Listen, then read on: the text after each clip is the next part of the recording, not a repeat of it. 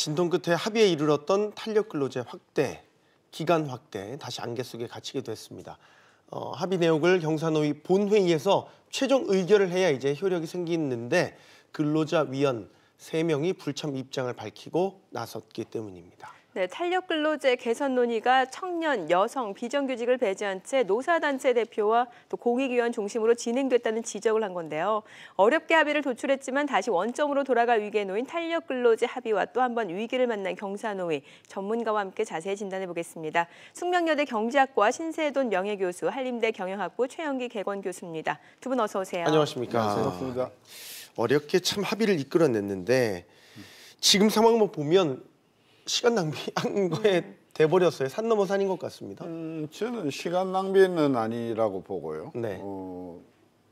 지난번에 합의를 했다는 게 많은 그 국민들은 뭐 경사노위가 합의를 한 걸로 알고 있는데 그게 아니고 소위원회잖아요. 근로시간 제도 개선위원회니까 일부 말하자면 소위원회에서 합의된 것을 가지고 마치 그냥 모든 것이 합의된 것 같이 언론이 너무 떠드는 것에 대해서 반성을 좀 해야 되고요. 그래서 너무 성급하게 샴페인을 터뜨렸다 이 부분을 지적하고 싶고, 그다음에 그 내용에 대해서 반발하는 사람들이 많구나. 네. 다시 말하면 그 합의된 것에 부족함이 많구나. 제도의 문제도 지금 지적하고 있지만 그 내용에 대해서 불만을 하고 하는 세력들이 있구나라고 하는 부분을 그 경사노위 그 구성원들은 좀 진중하게 생각을 하고 제도만 바꾼다고 생각할 것이 아니라 왜 이렇게 불만을 하는가 그 부분을 좀 더 성찰하는 계기가 됐으면 좋겠는데 또 한쪽으로 샴페인 막 터뜨리더니 이제는 또 이제 막 분개해서 지금 이번에 회의에 참석하지 않은 부분들이 마치 그냥 뭐 대단한 그 매국노인 것 같이 몰아대는 것이 너무 감성적이다고 해서 조금 침착했으면 좋겠어요. 언론이 문제군요. 언론이 항상 문제 좀 일으키는 부분이 있다. 저는 그런 생각을 떨쳐버릴 수가 없습니다. 알겠습니다. 최 교수님 어떤 견해십니까? 좀 급하게 먹다가 체했다. 뭐 저는 그런 느낌이고요. 네. 미숙한 운영.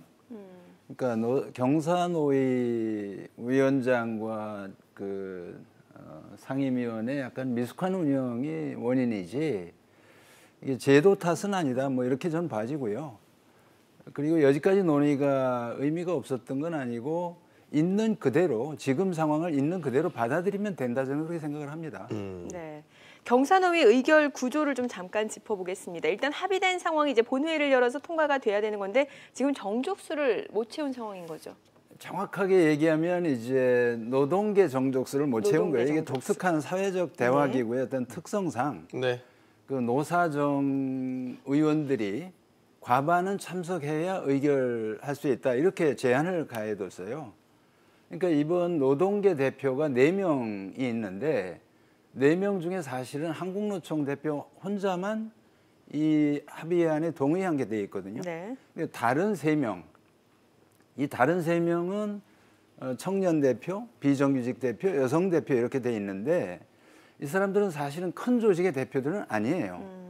그러니까 경사노위나 그 한국노총 입장에서 보면 마이너 파트너들이 들어와 가지고 빅플레이어는 빅플레이어라고 할 수 있는 한국노총의 합의를 뒤집는 이런 굉장히 그 꼬리가 몸통을 흔든다 이렇게 이제 분개를 하는 건데 저는 사회적 대화기구의 성격상 그런 대조직의 어떤 대표들만이 아니고 조직되지 않은 취약 근로자들을 누가 대변할 거냐. 이래서 이제 이 사람들을 넣었던 거거든요. 그러니까 그 사람들의 목소리를 무시하고 가는 거는 사회적 대화기구의 성격에 그 정체성에 맞지 않는 그런 논리다 그렇게 봅니다.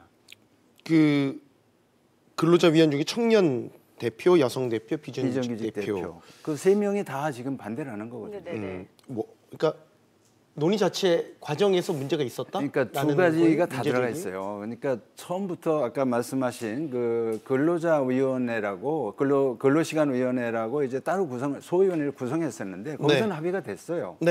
근데 거기에 이제 이런 취약 근로자 대표도 한 명 넣어달라 이렇게 얘기를 했던 거예요. 근데 급하니까 빨리 일단 가자 해서 거기서는 합의가 됐고 경사노위 본위원회 논의를 할 때 이 3명이 들어가서 동의를 해줘야 되는데 이 사람들이 그 합의안에 대해서 소위의 합의안에 대해서 여러 가지 이의 제기를 했습니다. 네. 네. 이거는 취약 근로자들을 보호하는 데 미흡하다. 그러니까 보완을 해달라고 했는데 정부가 너무 좀 급하니까 시한에 쫓겨가지고 그냥 이렇게 미루고 오다가 이제 막판에 와가지고 이런 사단이 난 거라고 봅니다. 네. 자, 그런데 여성 청년 비정규직 대표를 이제 한국노총이 추천을 하고 시작한 거 아닙니까? 그런데 이제 한국노총은 지금 탄력근로제 확대 찬성해서 합의를 했는데 이세 대표는 보이콧을 했다. 약간 이해가 안 돼요. 들리는 신문 보도를 보면 예.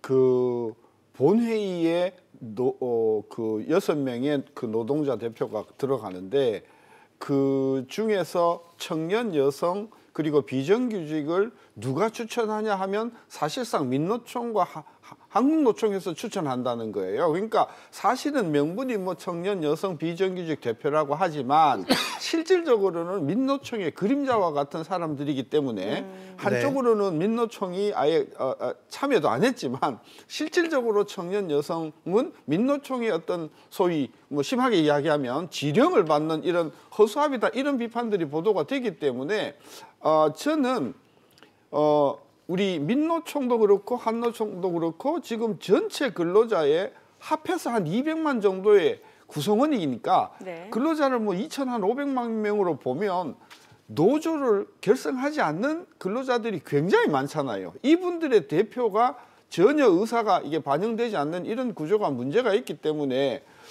저는 그런 관점에서 이번에 근로자위원이라고 하는 것의 구성에 제도적인 어떤 문제점이 있다라고 하는 것을 많이 깨닫게 되면서 또 한편으로는 민노총이 너무 많은 것을 좌지우지한다. 도대체 대한민국이 민노총의 나라인가 이런 어떤 비판들이 지금 굉장히 많이 일어나고 있어요. 민노총 얘기가 나왔으니까 두 분께 다 질문 드릴게요. 민노총 처음부터 제기했던 이제 가장 구조적인 문제는 답을 정해놓고 확대하기로 답을 정해놓고 논의를 하는 것 자체가 문제라는 건 아니겠습니까? 여기에 대한 건 아직 바뀌지 않은 것 같아요. 그렇죠. 근데 이 탄력 근로 시간제는 사실 그 오래전에 사회적 합의가 있었어요. 2015년 9월 달에 제가 그건 직접 관여를 했습니다만 그 당시에도 한 번의 타협이 있었습니다. 한국노총을 포함한 탄력 근로 시간제 6개월 연장에 대한 합의가 있었고요. 그 이전에도 작년 말에 이미 여야정 국정협의체 네. 여기에서도 금년 2월 임시국회에서 처리를 한다. 이런 필요성에 대한 동의가 있었던 거는 68시간 근로시간 관행을 52시간으로 줄이자. 뭐 이런 근로시간 단축의 논의가 있었기 때문에 그 제도를 도입하면서 탄력 근로제를 불가피하게 도입해야 된다는 거에 대한 사회적 합의는 있었어요. 있었는데 이제 다만 그 과정에서 근로자들의 건강권을 어떻게 보장할 거냐, 임금 보존을 어떻게 할 거냐는 이 두 가지 문제에 대한 어떤 구체적인 방안은 없었기 때문에 그거에 대한 논의를 했던 거죠. 그래서 이 과정에서 이제 민주노총이 경사노위 불참을 결정할 때 그 원인 중에 하나였어요, 사실은.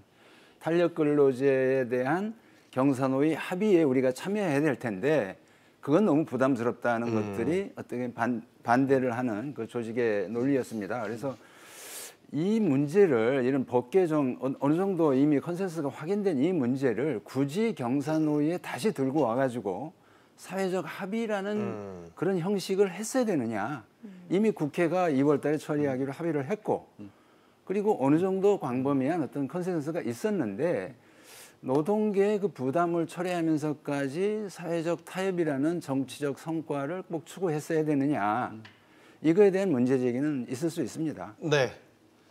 정치적 성과에 너무 매몰돼 있다라는. 저는 아까도 강조했지만 그 2,700만 근로자 중에서 소위 가장 강력한 말하자면 그 조직을 가진 민노총이라고 하는 100여만의 조직원을 가지고 있는 조직원이 한국 경제를 이렇게 흔드는 것은 저는 매우 바람직하지 않다는 그 부분을 지적하면서 한노총이든 또 다른 어떤 그 노조를 결성하지 못하거나 하지 않는 어떤 대다수의 노동자의 이익들을 근로자의 이익을 옹호해 줄 수 있는 그런 기능이 그게 국회가 됐든 어디가 됐든 이것이 마련되어서 민노총의 의견도 반영을 하면서 전체 근로자를 원만하게 반영해 줄 수 있는 그런 어떤 메커니즘이 되지 않고서 이런 식으로 가면 그 경사노위가 아니라 경사노위 할아버지가 된다고 하더라도 저는 이런 문제가 반복될 수 있다는 차원에서 그 부분을 좀 심각하게 좀 고쳐보는 그런 계기가 됐으면 하는 거죠. 그럼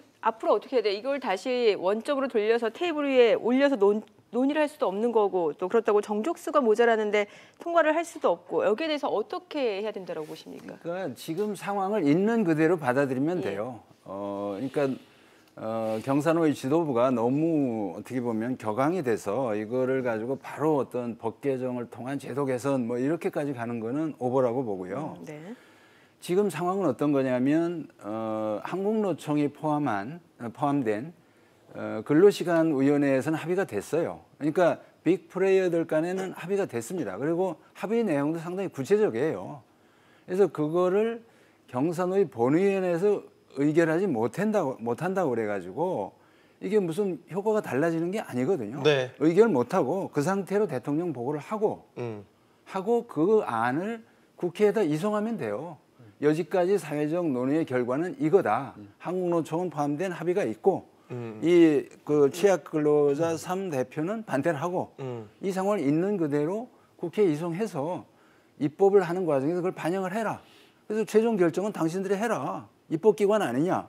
이러면 되는 거거든요. 그러니까 민주노총의 반대나 어떤 노동계의 반대가 있다고 그래서 골키퍼 없다고 해서 골을 못 넣는 거 아니거든요. 그 사람들은 반대할 수 있어요. 그렇지만 국가의 의사결정 기구를 통해서 결정하면 됩니다. 그거는. 충분한 사회적 협의가 있었고. 저는 이번에 제도적인 결함이 이게 이제 대통령 직속으로 만들었잖아요. 물론 그렇죠. 오래전부터 만들긴 했지만 자꾸 숟가락을 더 넣는 것 같아요. 다시 말하면 대통령 직속이 아니라 직속 할배가 되어서 결정을 해도 실질적으로 입법은 국회가 하잖아요. 네. 그러니까 국회가 틀지 않으면 되지 않는 문제다. 저는 그런 차원에서 경사노위를 대통령 직속으로 둘 것이 아니라 저는 국회 안에서 두어서 국회 안에서 조직적으로 의결이 되면 바로 입법으로 가는 그래야 효율적이고 효과적인 것이 된다고 봐서 이 대통령 직속위원회 형식의 경사노위는 저는 매우 바람직하지 않다는 것이 이번에 좀 입증된 거 아닌가 싶어서 국회가 더 많이 관여할 수 있고 국회가 실질적으로 그 합의 내용을 입법화할 수 있는 그런 체제로 이게 좀 개선하는 것이 좀 필요하다고 봅니다. 적어도 요 노사 문제는 좀 저는 그래 봅니다. 그러니까 뭐 숟가락 얘기도 아니고 경사노위 무용론이 이 시점에서 다시 또 고개를 드는 이유가 여기 있는 거 아닌가 싶어요. 저는 어떻게 보면 개인적으로 이 경사노위나 사회적 대화 기구를 만들 때부터 관여를 해왔고 네. 뭐 오랜 이제 그게 인연이 있기 때문에 그런 무용론까지는 아닌 것 같고요. 그러니까 경사노위 사회적 대화 기구의 성격을 이해하고 그 한계도 또 인정을 하고 그 범위 내에서 그냥 활용을 하면 되거든요. 그러니까 경사노위라는 것이 이런 노동 현안을 꼭 여기서 어떤 합의를 거쳐야 추진하는 건 아니라는 거죠. 맹신할 필요는 없다. 네, 사회적 대화 기구에 불과한 거예요. 그러니까 할 수 있으면 충분히 정책 협의를 하고 합의가 안 되면 안 된 채로 되면 된 대로 그 상태에서 정부가 결정해야 될 거는 정부가 책임을 지고 결정을 하고 그리고 국회가 입법을 통해서 결단을 내려야 되는 결단을 내려주고 사회적 대화 기구라는 거는 이해 당사자들이 들어와 있기 때문에 거기서 합의한다는 건 굉장히 어렵습니다. 특히 이런 탄력 근로시간제와 같은 노동법 문제를 당사자들 불러놓고 합의해라. 굉장한 부담이거든요. 그 결정의 부담을 노사한테 자꾸 떠넘길 게 아니에요. 정부가 질 건 정부가 지고 국회가 질 건 국회가 지고 그래서 저는 지금까지 경사노위가 이 문제에 대해서 논의할 만큼 했다. 네. 그 한계도 보여줬고 성과도 보여줬다. 성과가 있어요. 그러니까 그걸 바탕으로 해서 정의당이 포함된 그 뭐 민주노총이라든가 이런 취약 근로자들을 잘 대변하는 정의당이라는 또 정당이 있으니까 네. 정의당이 포함된 환경노동위원회에서 좀 더 논의를 해가지고 보완할 거 있으면 보완하고 그래서 거기서 처리하면 된다. 그러니까 패닉할 필요 없다. 저는 그렇게 봅니다. 네. 정치적 명분 그리고 정치적 흠집을 남기지 않기 위해서 자꾸 경사노위에서 그렇습니다. 그게 핵심입니다. 합의를 해달라. 네, 그 합의안을 가지고 했다라는 이제 여기에 매몰되면 답이 나올 수가 없다라는. 일단은 그러니까 책임 회피가 상당히 많은 것 같아요. 서로 결정의 부담을 떠미는 게 피하는 하나가 있고요. 그리고 실질적으로 모든 것을 법제화하는 것은 국회잖아요. 네. 국회가 책임지고 책임이 잘못됐으면 국민의 준엄한 심판을 4년마다 받는 거잖아요. 따라서 저는 이 문제와 같이 중요한 문제는 사실은 기본적으로 노사 간에 해결된 문제다. 따라서 저는 탄력근로제 그 법안에 근로기준법안에 보면 양자가 합의해야만 되는 그 아주 아름다운 조항이 있기 때문에 그걸 네. 두고 노사 간의 합의를 기본 원칙으로 하고 법제가 필요한 부분은 국회가 모든 것을 관할해야 되는데 대통령이 이번에도 샴페인 터뜨렸다는 게 네. 뭐 대단한 성과인 것 같이 미리 터뜨려 버렸잖아요. 소위의 합의에 불과한데도 저는 그런 면에서 아까 우리 최 교수님 말씀 맞다나 너무 성급했고 너무 엉성했고 그런 부분을 반성하면서 이거를 좀 진직하게 좀 개선해 나가는 그런 어떤 제도가 필요한데 너무 감정적으로 접근하는 것 같아서. 네. 자, 뭐 상황이 이렇다 보니까 어제 이제 사회적 합의에 이른 그 카풀과 관련해서도 불안할 수밖에 없다라는 목소리가 나오는 것 같아요. 여기에 대해서는 그럼 어떻게 봐야 될까요? 일단은 카풀 문제는 저는 기본적으로 예. 기존 택시 업계가 새로 만들어진 어떤 새로운 방식의 영업에 적극 참여를 해서 자기네들도 그 이익을 공유할 수 있는, 다시 말하면 카풀에 기존 택시 업계가 참여할 수 있는 그래서 공조 체제로 가는 그런 어떤 프레임워크를 만들어줘야지 이것을 양분화해버리면 네 주권 내 주권 하는 그 싸움이 돼버리니까 저는 카풀이 됐든 뭔가 됐든 기존 택시 업계들이 참여할 수 있는 그런 채널을 넣어주는 것이, 그리고 그 카풀이나 이런 쪽에서는 그걸 받아주는 것이, 그래서 양자가 서로 윈윈하는 것으로 가주는, 결국은 노사 합의 원칙에 부응해서 양이익 단체 간의 합의를 통해서 이 문제를 해결하는 것이 좋지, 정부가 자꾸 개입해서 네. 하는 것은 결국은 문제를 더 그르친다는 생각이 있는 거죠. 네. 그 안건들을 계속 짚어보자면 한국형 실업부조 네. 또 노사정 합의로 나왔잖아요. 네, 그렇습니다. 그러니까 예를 든다면 이런 것들은 정말 사회적 대화와 타협이 필요한 이슈예요. 네. 그러니까 법 개정 이슈는 제로섬이거든요, 노사 간에. 근데 그 한국형 실업부조 제도는 우리 신 교수님은 혹시 반대하실지 모르지만 우리 고용 안전망이 굉장히 사각지대가 많아요. 그러니까 그 고용보험이나 기초생활보장제도로 커버되지 않는 취약 계층의 어떤 이 구직자들, 취약 계층의 구직자들을 위한 사회 안전망을 보완하는 방법이 실업부조제도인데, 이게 유럽의 그 선진국에서는 대부분 현금성 이제 복지로 이게 이렇게 되고 있지만 우리나라는 여기다 한국형 이름을 붙인 이유는 네. 거기에 강력한 어떤 구직활동, 고용 서비스, 그다음에 직업훈련 이런 의무를 부과를 하면서 이 제도를 도입한 겁니다. 그러니까 6개월간 50만 원 범위 내에서 소득 보장과 구직 활동을 촉진하기 위한 그런 생활지원금을 지급하는 건데요. 그 대상이 그렇게 뭐 어마어마하게 많지는 않아요. 40만 원, 50만 수정하면 그런 정도뿐이 안 됩니다. 근데 네. 중위소득이 50%지 않습니까? 네. 그 중위소득이 지금 한 300만 원이 넘지 않습니까?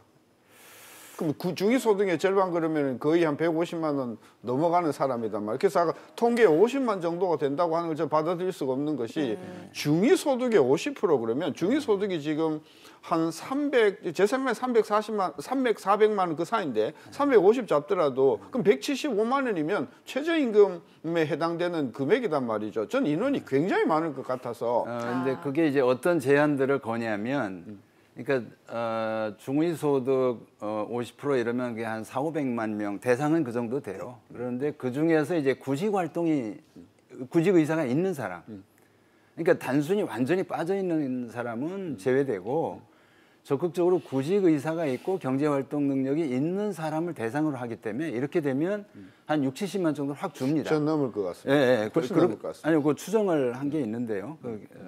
노동연구에 추정한 게 있는데 그 정도 되고 거기에다가 이제 소득 제한을 또 걸어요. 6억 이상 재산 있는 사람 안 된다. 네. 뭐 기존의 어떤 다른 안전망에 들어가 있는 사람은 안 된다. 이렇게 빼고 보면 40~50만 정도로 줍니다. 그래서 이거는 이미 우리나라가 그 좀 현금성 그 지원 정책이 많거든요. 취업 성공 패키지라든가 굉장히 무분별한 제도들이 있는데 이거를 좀 안정적인 제도적인 장치로 흡수하는 그런 어떤 선진화의 과정이라고 봐요. 만약에 그 조건대로라면 다시 말하면 범위를 가능한 한 좁히고 네. 그다음에 기존에 널려 있는 어떤 그런 그 뭐라 그럴까 이 임금 또는 일시적인 소득 보조 정말 많거든요. 네. 그리고 너무 효과도 없고 이런 것들을 다 통폐합해서 가는 거라면 저는 뭐 굳이 반대할 필요는 네. 없다고 보는데 근데 그리 하는데도 작업이 상당히 많이 걸릴 거란 말이에요. 자꾸 이렇게 아주 세밀하게 따져보지 않고 문제를 터뜨리지 마라. 이 정부가 계속해서 세밀하게 따져보지도 않고 던져가지고 후유증을 겪는 게 지금 한두 가지가 아니지 않습니까? 저는 그런 차원에서 구체적으로 몇 명이 될 것이며 예산은 어떻게 들어갈 것이며 어떤 제도가 없어지면서 이 제도로 통폐합될 것인지를 분명한 정사진을 밝히면 저는 반대할 사람 없다. 근데 그런 것 없이 그냥 터뜨려 놓고 그래서 50만이라 그랬지만은 사실 한 200만이 300만이 넘어간다고 하면 그 뒷감당 어떻게 수습하겠어요? 또 뭐 제도를 개선한다고 또 난리를 치겠어요. 저는 그래서 한국형 뭐 좋습니다. 그러니까 아주 네. 치밀하게 계획을 세워서 통폐합하는 차원에서 네. 효율적으로 시스템을 간다고 하면 기대해 볼 만하다. 저는 그런 생각 갖고 있습니다. 네. 저는 말씀하시죠. 비교적 이런 제도 도입 방식 있잖아요. 그 사회적 논의를 통해 가지고 노사 그리고 전문가들의 의견을 충분히 수렴을 해보고 그 다음에 이제 정부가 이걸 가지고 어떤 구체적인 어떤 법안과 어떤 계획을 만들겠죠. 그리고 이걸 다시 국회에 이송해서 국회에서 최종적인 판단을 받아보는 거예요. 제도 결정은 거기서 하니까. 네. 그래서 사회적 논의, 정부의 입안, 그리고 국회에서의 법제화. 이 3단계가 어떻게 보면 정책을 안정적으로 형성해가는 아주 모범적인 그런 과정이라고 보거든요. 그래서 과거에 이 정부가 초기에 했던 최저임금 뭐 대폭 인상이라든가 비정규직 정규직화라든가 이런 거는 어떻게 보면 약간 너무 서두른 촛불 정부 초기에 어떤 그 과욕 이런 거에 의한 어떤 부작용이 많았지만 비교적 실업부조제도의 도입 과정만큼은 굉장히 정석대로 가고 있는 아니 모범적인 정책 추진 사례다. 저는 그렇게 평가할 수 있다고 봅니다. 알겠습니다. 네. 자, 최용기 교수, 신세동 교수와 이야기 나눠봤습니다. 두 분 감사합니다. 잘 들었습니다.